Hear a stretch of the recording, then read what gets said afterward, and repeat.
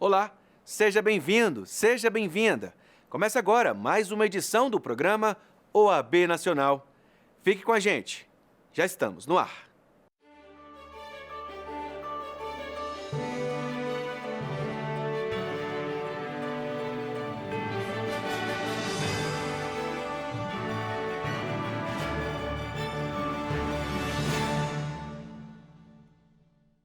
O presidente nacional da OAB, Felipe Santa Cruz, realizou mais uma edição do programa Papo em Ordem, desta vez com a participação do ex-presidente da República, Michel Temer.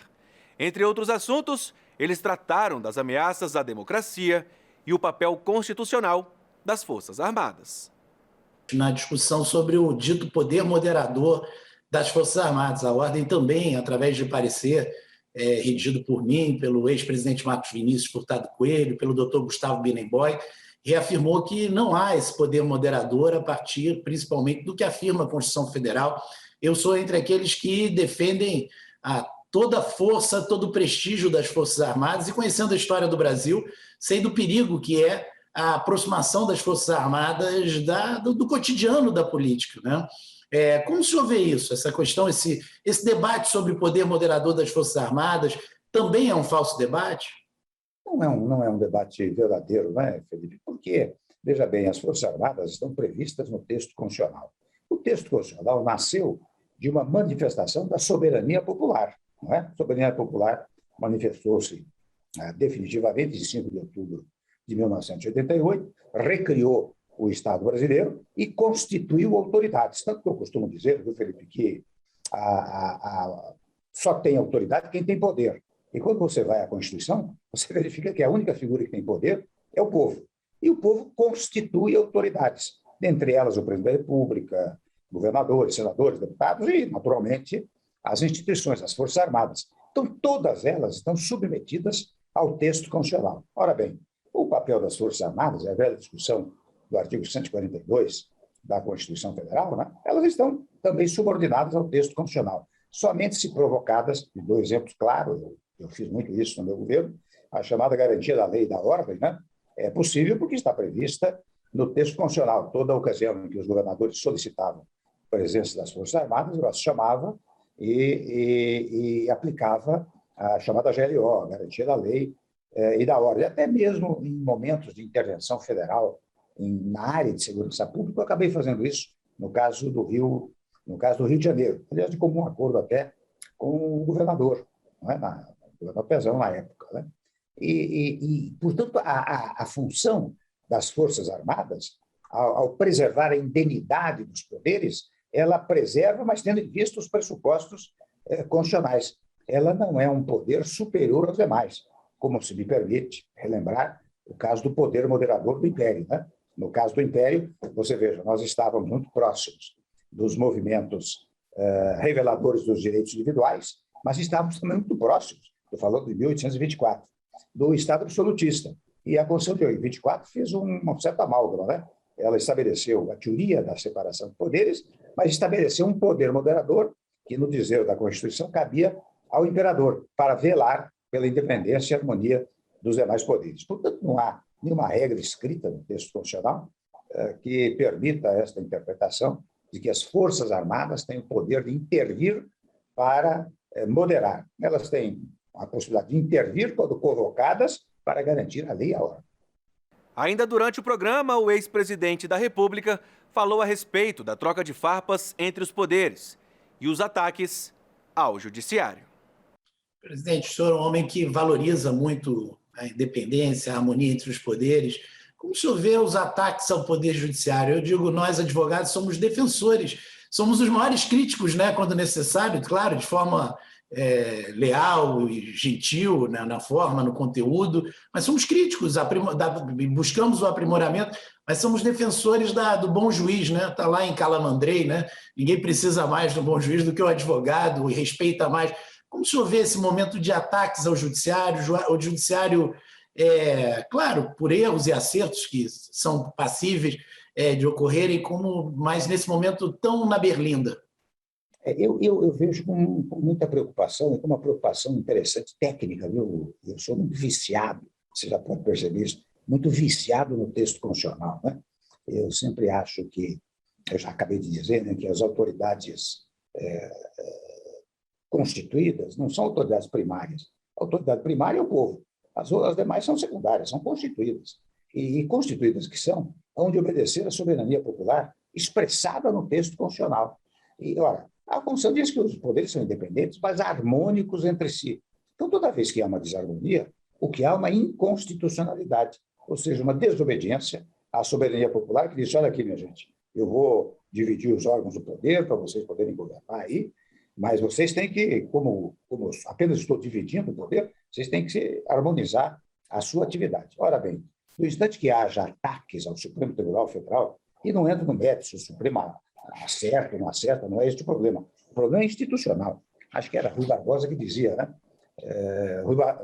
O Supremo tem o direito até de errar por último, mas institucionalmente é assim, não é? Então, todo ataque ao Supremo ou mesmo ao Legislativo significa uma violação do texto constitucional. E se é violação do texto constitucional, é uma inconstitucionalidade. O programa Papo em Ordem já recebeu, entre outros convidados, o ministro do Supremo Tribunal Federal e presidente do Tribunal Superior Eleitoral, Luiz Roberto Barroso, a ministra do STF, Carmen Lúcia, e o ex-presidente da República, Fernando Henrique Cardoso.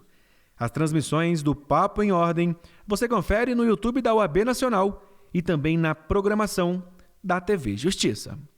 Não perca! Mudando de assunto, aí vai uma pergunta. Você faz parte dos nossos mais de 1.400.000 seguidores nas redes sociais? Se ainda não, agora é o momento certo para acompanhar a gente no Instagram, Twitter, YouTube, Spotify e Facebook. Interação, credibilidade, profissionalismo e muita informação você já sabe onde encontrar. Basta um clique de curtir ou seguir e você fará parte do nosso Universo OAB. No Instagram e no Twitter, você encontra a gente pelo @CFOAB. Já no Facebook, YouTube e Spotify, OAB Nacional. Não esqueça de também acessar o nosso site. Lá você encontra as últimas notícias, os destaques de cada dia de trabalho da Ordem dos Advogados do Brasil e muito mais. Saiba de tudo, a qualquer hora e em qualquer lugar. É fácil, é rápido. Tudo isso na palma da sua mão. A eventual decisão da CPI da Covid-19 no Senado Federal de convocar advogados para depor sobre fatos que tiveram conhecimento através do exercício legal da profissão configura violação das prerrogativas da advocacia, conferidas por lei federal. Sem dúvidas. Aliás, isso foi o que motivou uma franca reação da Procuradoria Nacional de Prerrogativas do Conselho Federal às atividades desempenhadas pela CPI no Senado Federal. Temos assistido que, em algumas ocasiões, houve intimações de advogados que essas intimações versavam sobre a busca de informações justamente obtidas a partir da relação profissional. Como sabido, a própria Lei 8.916 de 94, que é o nosso estatuto, ele confere ao advogado a prerrogativa da confidencialidade dessa relação cliente-advogado. Aliás, isso, além de ser uma prerrogativa da advocacia, é um direito do cidadão. Afinal de contas, se for diferente, nós vamos acabar transmudando a defesa em acusação e desequilibrando a relação processual, tornando esse processo, portanto, passível de sofrer uma série de injustiças. Portanto, a OAB não poderia ser diferente, reagiu imediatamente ao tomar conhecimento dessas intimações e já está produzindo material suficiente para buscar o Poder Judiciário, judicializar essa discussão e continuar firme e energicamente protegendo os interesses da cidadania e dos inscritos no quadro da ordem. Doutor, vale ressaltar também, e complementando sua fala, que o sigilo profissional legal do advogado ele não pode ser, sob nenhuma hipótese, relativizado ou colocado em segundo plano, correto? Correto, concordo com a sua afirmação, e é justamente nesse sentido que caminha o Conselho Federal à OAB Nacional. ao defender intransigentemente não só essa, como todas as prerrogativas da advocacia. Volto a dizer que a confidencialidade da relação cliente-advogado além de uma prerrogativa, é um direito do cidadão e um dos pilares do Estado Democrático de Direito, de um processo republicano, de um processo justo. Doutor, por fim, a Ordem dos Advogados do Brasil está sempre de olho e atua veementemente na preservação das garantias profissionais e, principalmente, nas prerrogativas dos advogados e das advogadas de todo o país. A defesa das prerrogativas é uma das missões essenciais da Ordem dos Advogados do Brasil. As prerrogativas garantem ao advogado o efetivo exercício de sua profissão, e essa profissão está absolutamente relacionada com a defesa dos interesses do cidadão. O advogado é o porta-voz da cidadania, é a ponte que liga, o elo que liga o judiciário ao cidadão. A OAB Nacional encaminhou na última semana para o presidente do Senado Federal, Rodrigo Pacheco, um parecer a respeito da inconstitucionalidade da medida provisória que estabelece princípios, garantias, direitos e deveres para o uso da internet no Brasil. O documento da Ordem dos Advogados do Brasil argumenta que a MP viola as liberdades de expressão e informação, as garantias da livre iniciativa e livre concorrência, bem como contribui para a disseminação de desinformação e discursos que atentem contra a democracia. Caminhamos ao senador Rodrigo Pacheco, presidente do Senado, parecer elaborado pela Ordem dos Advogados, que aponta a inconstitucionalidade da medida provisória 1068, que busca alterar o Marco Civil da Internet. O Marco Civil da Internet foi construído ao longo de anos de profundo debate público, é matéria que guarda grande importância nos tempos atuais, principalmente pelo controle das verdadeiras milícias digitais que tomaram conta das redes sociais, e qualquer fragilização deste controle é retrocesso para a nossa democracia e retrocesso para o Estado Democrático de Direito. Por isso entendemos que o senador Rodrigo Pacheco deve devolver a medida provisória ao Palácio do Planalto. Agora nós vamos para um breve intervalo e voltamos em instantes com mais OAB Nacional. Não saia daí.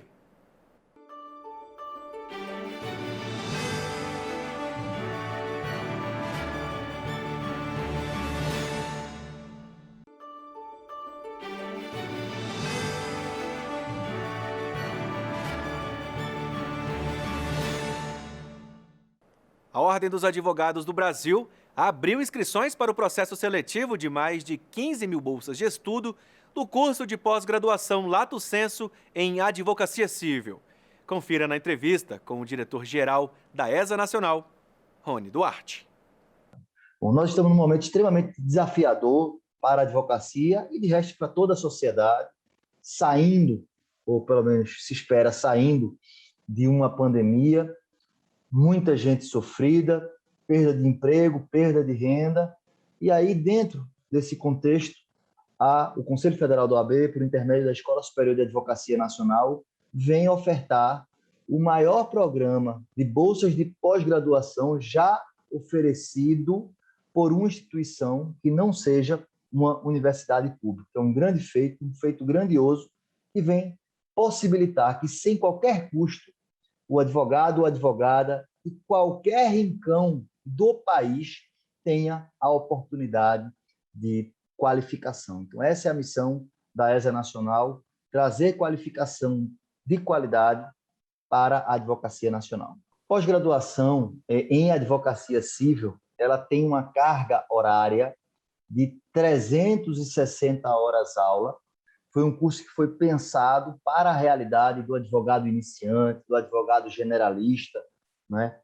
Voltada para as necessidades efetivas do exercício profissional por parte daqueles que não dispõem de uma grande estrutura humana e organizacional para o desempenho da sua atividade advocatícia. Nós teremos uma seleção pública. Essas inscrições elas podem ser feitas por intermédio do site da ESA Nacional. Elas findam as inscrições no dia 3 de outubro e já na sequência, no dia 24 de outubro, nós teremos uma prova online que será aplicada para todos os candidatos, onde nós definiremos os 15 mil advogados e advogadas que serão agraciadas com essa bolsa integral. Doutor, agora a gente precisa destacar quem pode participar e quais são os requisitos para participar dessa pós-graduação em advocacia civil. Bom, Paulo, essa pós ela é um projeto social, ela é voltada para os advogados que tenham e advogadas que tenham uma renda familiar de até 6 salários mínimos ou uma renda individual de 3 salários mínimos. Esse requisito ele é preenchido por autodeclaração, sujeito, obviamente, a uma checagem posterior, e é necessário também que o candidato ele disponha de 10 horas semanais para assistir às aulas, ao conteúdo que é disponibilizado online. E aí eu queria aproveitar aí o ensejo para poder convidar você, advogada, você, advogado, de todos os estados do país, para que venham na nossa página, que conheçam, né, o conteúdo programático, o corpo docente de excelência, os maiores juristas do Brasil que estão reunidos nessa pós-graduação, nesse belíssimo projeto que já é um estrondoso sucesso. A Lei de Abuso de Autoridade completou 2 anos de vigência com garantias à advocacia e a participação da OAB no processo legislativo da norma. Confira.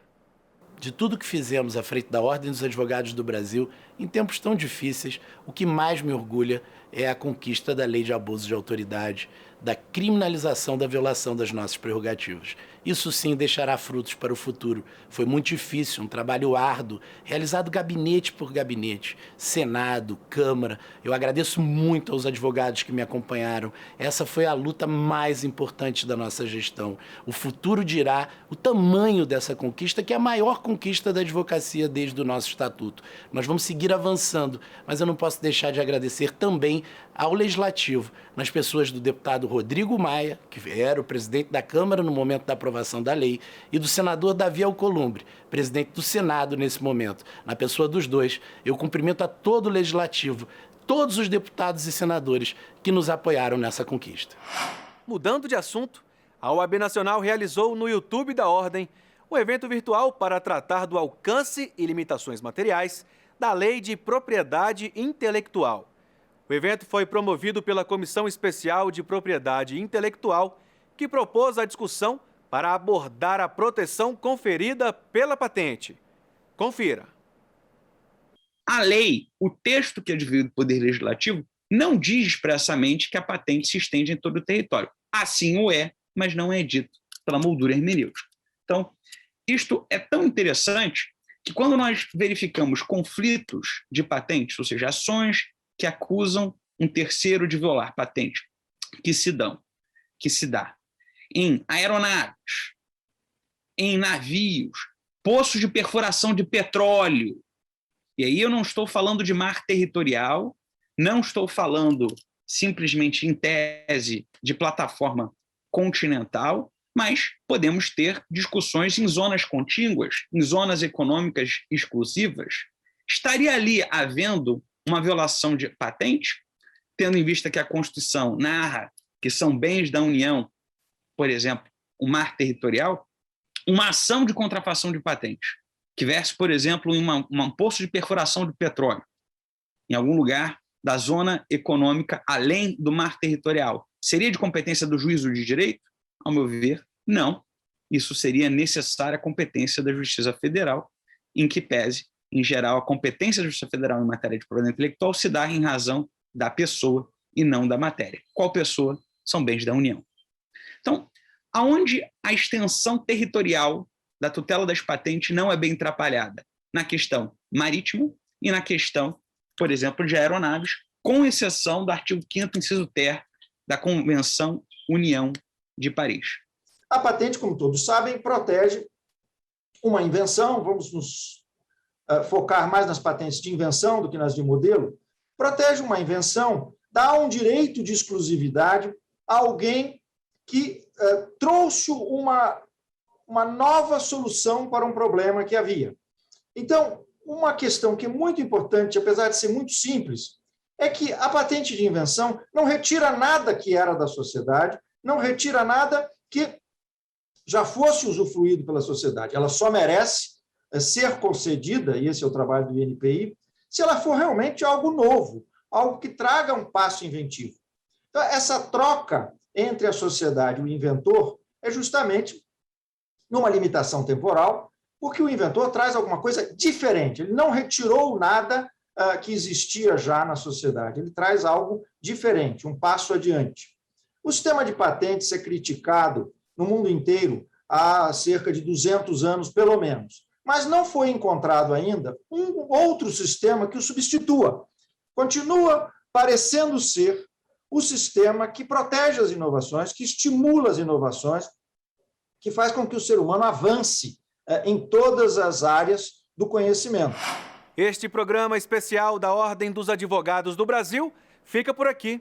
Se quiser conferir tudo que a OAB vem fazendo, não deixe de seguir a gente nas redes sociais. Nos vemos na próxima semana. Até lá!